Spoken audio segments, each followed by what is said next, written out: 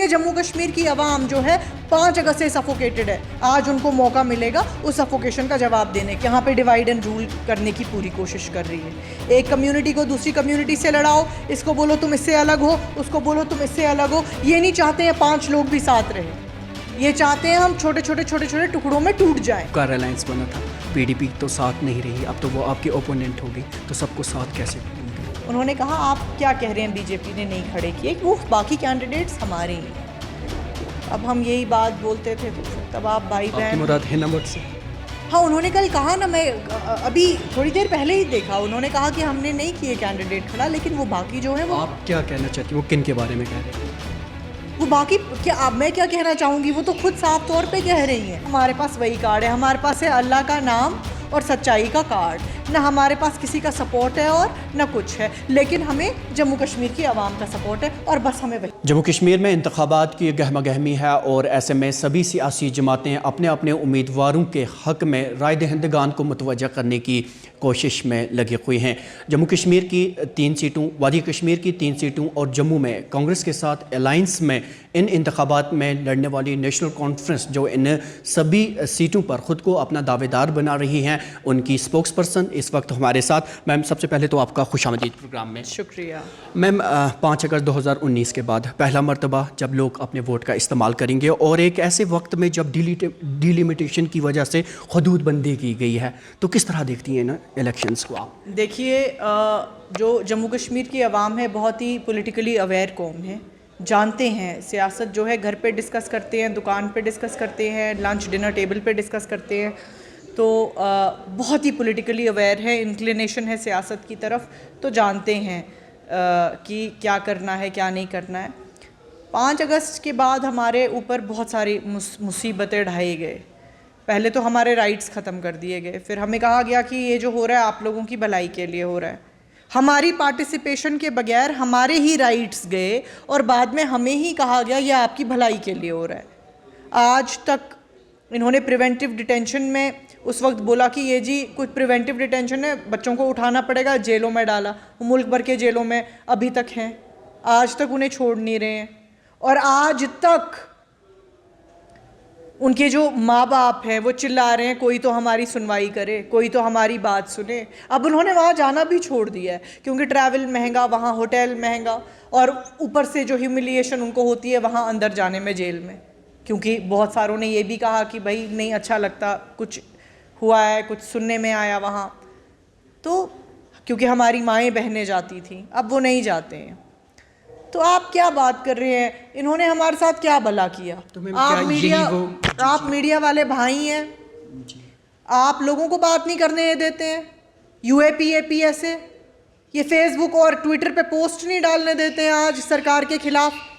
ये डेमोक्रेसी है, यहाँ अकाउंटेबिलिटी है, यहाँ राइट्स हैं, कॉन्स्टिट्यूशनल फंडामेंटल राइट्स हैं। आपकी मर्जी है आप क्या बोलें, एज लॉन्ग एज आप किसी के सेंटिमेंट को हर्ट ना कर रहे हो, एज लॉन्ग एज आप कुछ नॉर्म्स वायलेट ना कर रहे हो।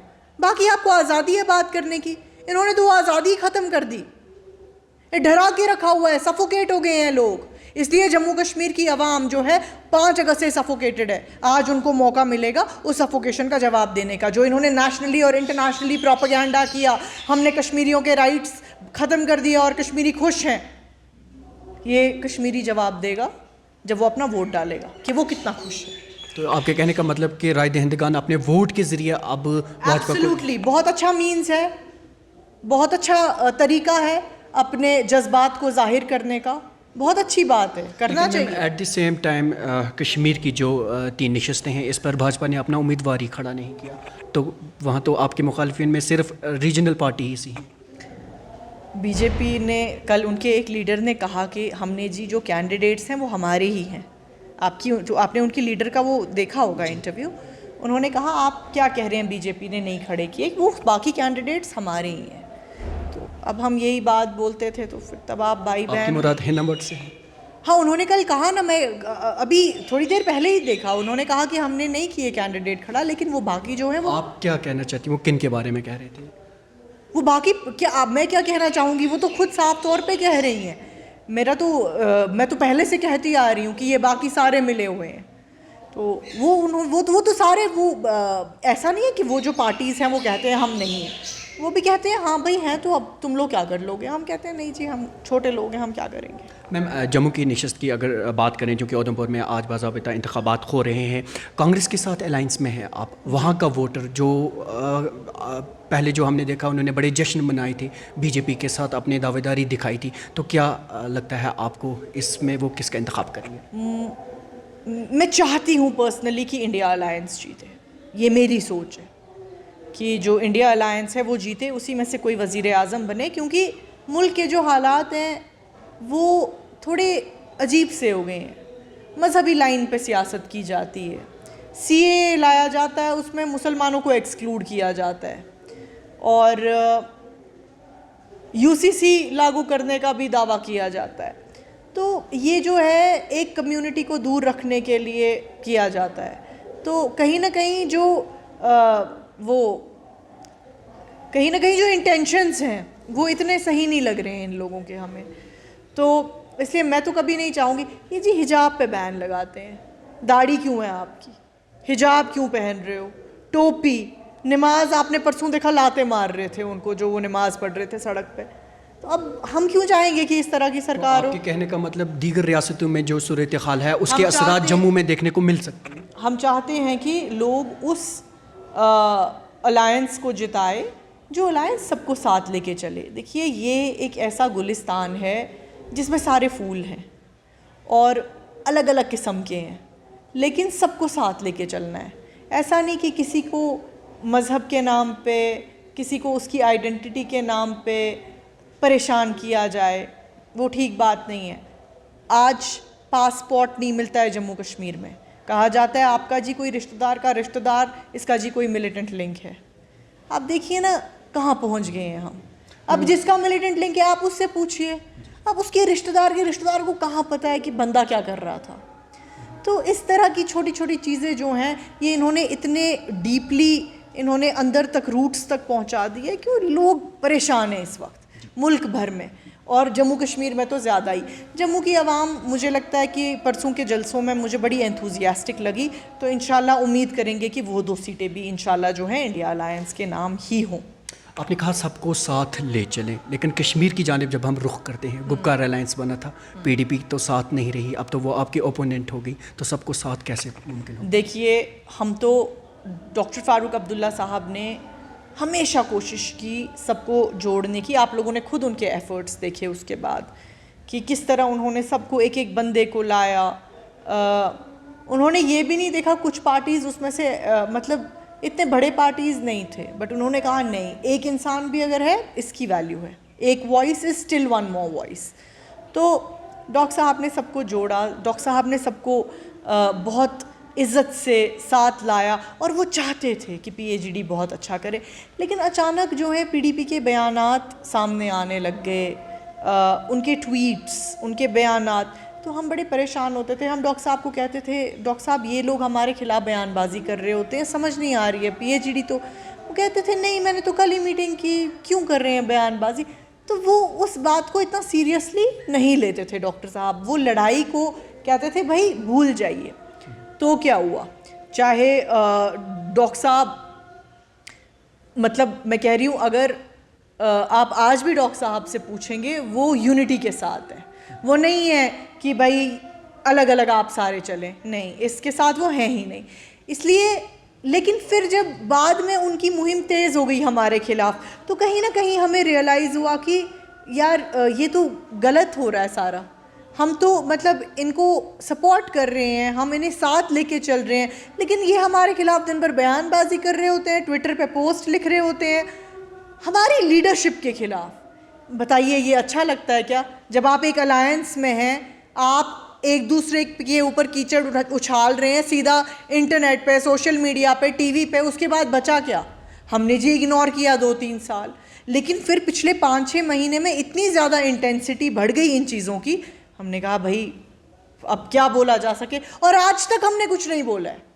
हम आज भी चुप ही हैं, हम कहते हैं जी रहने दो, कोई बात नहीं, चलेगा। चुप रहते हुए भी लेकिन अलायंस में ना होकर अब आपके ओपोनेंट बन के रहना, तो क्या ये कहीं ना कहीं वोट शेयरिंग में भी तो असर डालेगा? देखिए हमें अल्लाह पे भरोसा है और हमें जम्मू कश्मीर की आवाम पे भरोसा है। उनको पता है कि कितने मुश्किलात का सामना करना पड़ा, उनको पता है कि किन मुसीबतों से हमें जूझना पड़ा पिछले कई साल में, और किस तरह बीजेपी ने एंट्री मारी जम्मू कश्मीर में, उन्हें सब पता है। इसलिए अब बेहतर है कि हम ऊपर वाले पे और जम्मू कश्मीर की आवाम पे ये फ़ैसला छोड़ दें और इसके ऊपर फर्दर स्पेकुलेट ना करें। इंशाल्लाह हमें पूरी उम्मीद है कि जो साउथ कश्मीर, पीर पंजाल, नॉर्थ कश्मीर और सेंट्रल कश्मीर, जो तीनों सीटें हैं, इन पे हम जीत हासिल करेंगे। साउथ कश्मीर की जो सीट है काफ़ी अहमियत की इस लिहाज से भी मानी जा रही है मैम, क्योंकि डिलिमिटेशन के बाद पीर पंजाल का हिस्सा इसके साथ जोड़ दिया गया और ख़ासकर जो पहाड़ी लोगों को एसटी दिया गया है और उसके बाद आपकी तरफ से मियाँ अल्ताफ़ साहब, तो क्या ये वोट डिवाइड होंगे? ज़फ़र इकबाल साहब, देखिए मैं आपको बात बताती हूँ, जो भी बीजेपी कर रही है पिछले कई साल से, वो यहाँ पे डिवाइड एंड रूल करने की पूरी कोशिश कर रही है। एक कम्युनिटी को दूसरी कम्युनिटी से लड़ाओ, इसको बोलो तुम इससे अलग हो, उसको बोलो तुम इससे अलग हो। ये नहीं चाहते हैं 5 लोग भी साथ रहे, ये चाहते हैं हम छोटे छोटे टुकड़ों में टूट जाएं, ताकि हमारी जो है कंसेंसस ही ना बन पाए। और इसका इन्होंने फ़ायदा उठाया है आज तक, मगर उस डिवाइड एंड रूल का जो जवाब है वो हमें इस इलेक्शन में देना है। हमें वो बोलना फ़ायदा है। नहीं उठा पाएंगे? हाँ, क्या वो फ़ायदा उठाने में कामयाब दिखते हैं आपको? उन्होंने हरबे तो सारे आजमाए, आपको पता है, लेकिन उसके बाद भी हम बहुत कॉन्फिडेंट हैं इंशाल्लाह कि जो भी होगा वो हमारे हक़ में ही होगा, क्योंकि हमारी जो आवाम है वो बहुत ब्राइट आवाम है, वो जानती है। देखिए, मुझे इससे फ़र्क पड़ता है कि आवाम क्या चाहती है, आवाम हमसे क्या चाहती है, और अवाम ओवरऑल जम्मू कश्मीर में पॉलिटिकली क्या चाहती है। और अगर हम और अवाम सेम चीज़ें चाहते हैं तो ये एक अच्छा जो है कॉम्बिनेशन वो बन जाता है। तो इसलिए मैं समझती हूँ कि ये अच्छा ही रहेगा इंशाल्लाह इलेक्शन का प्रोसेस। हिज़्ब इख्तिलाफ को क्या कहेंगे? उमर अब्दुल्ला साहब पर लगातार निशाने साधे जा रहे हैं, कभी उन्हें टूरिस्ट कहा जा रहा है, कभी बोला जा रहा है कि आप श्रीनगर से भाग क्यों गए, तो क्या कहेंगी आप? देखिए, जब कोई भी श्रीनगर से क्या भागे, वो उनके जो ग्रैंड मदर हैं वो नॉर्थ कश्मीर की हैं, बेगम साहिबा, वो कहाँ की हैं? नॉर्थ कश्मीर की हैं। उमर साहब आधे नॉर्थ कश्मीर के तो हैं, तो भागे कहाँ? उनका घर है वहाँ टंगमर्ग में। उमर साहब 3 दिन यहाँ होते हैं और 3 दिन वहाँ गुजारते हैं टंगमर्ग में। तो अब क्या ये, अब देखिए, जब कुछ होता नहीं है ना बोलने के लिए, तो इंसान कुछ भी बोल देता है, लेकिन उससे इज़्ज़त उस इंसान की नहीं गिरती जिसके बारे में आप बोल रहे हैं, क्योंकि आवाम देख रही होती है। वो जान जाते हैं कि ये लोग क्या करने की कोशिश कर रहे हैं। पर्सनल हो जाना, गाली गलोच पे उतर आना, ऐसी बातें करना जिनका कोई मतलब मकसद ही नहीं है, तो कहीं ना कहीं मुझे नहीं लगता कि इन सारी चीज़ों से हमें कोई नुकसान होने वाला है। अगर कोई नुकसान होगा इन लोगों को ज़रूर होगा, क्योंकि ऑब्वियसली सारी आवाम देख रही है कि अब ये किन लेवल्स पे उतर आए हैं, गाली गलौच पे। ये हमारे तंजीम में लड़कियां हैं जो स्पोक्स पर्सन्स हैं या कुछ हैं, ये उनके तक बारे में बोलते हैं मैं हूँ, ये इस तरह की बातें बोलते हैं। इंसान सोचता है कि भाई यार, अब इस इंसान से मैं क्या दोस्ती या दुश्मनी करूं, इसकी तो वो लेवल ही नहीं है। आप मुझसे सियासी तौर पे लड़ाई करें तो मैं आपके साथ बिल्कुल लड़ूंगी। आप मुझे ऐसी बातें कहें जो मेरे औरत होने पे आप कहेंगे, मुझे जी अल्लाह ने औरत बनाया, इसमें उसने न उसी ने गलत किया न मुझे उसमें कोई गिला है, मैं खुश हूँ, मैं औरत हूँ। आप तो ऐसी ऐसी बातें अपने जलसों और अपने मीडिया इंटरव्यूज़ में कहते हैं। अब आप खुद बताइए आपकी लेवल क्या है, ये कौन सी लेवल है सियासत की? मैं एक औरत से पैदा हुई हूँ, आप भी एक औरत से पैदा हुए हैं, और वो लोग भी जो हमारे पर ये निशाने साध रहे होते हैं, उनके घरों में भी माएँ हैं, बहनें हैं, औरतें हैं।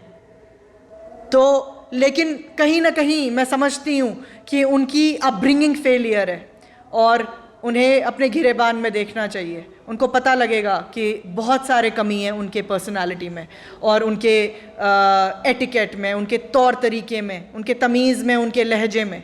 इसलिए मैं उन पर्सनल अटैक्स का कभी जवाब नहीं देती।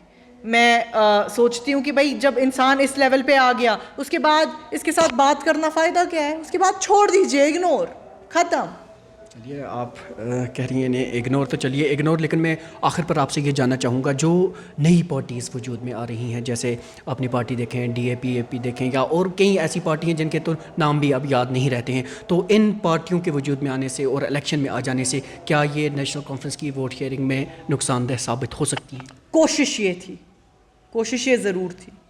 बीच में स्क्रिप्ट भी दी गई थी इनको, ये सारे पर्दे भी थे, एक ही बात कहते थे सारे, तो फिर हमने थोड़ा इनको एक्सपोज कर दिया।